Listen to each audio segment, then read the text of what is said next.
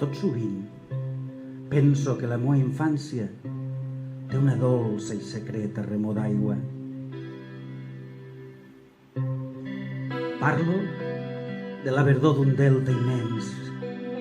Parlo del vol dels ibis, milers d'ibis com volves vives de la neu més blanca, i del flamenc rosat, de l'íntim rosa, d'un pit de noia gairebé entrevist. I parlo del coll verd brunzint per l'aire com la pedra llançada per la fona, de l'anguila subtil com la serpent, la tenca platejada de les basses.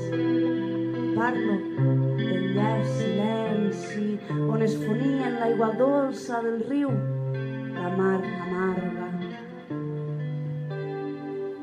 Parlo d'un riu entre canyars, domèstic.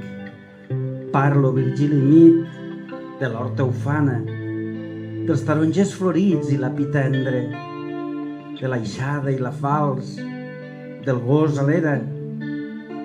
Lluny, pel cel clar, va un vol daurat de garses. Parlo d'un riu antic, solcat encara pels vells llaguts, els últims llegendaris llaguts, tan afuats com una espasa i carregats de vi, de llana, d'ordi i amb mariners cantant sobre la popa. Parlo d'un lent crepuscle que posava or tremolós a l'aigua morosida, punts de llum a les ales dels insectes, solars reflectiments als ponts llunyans.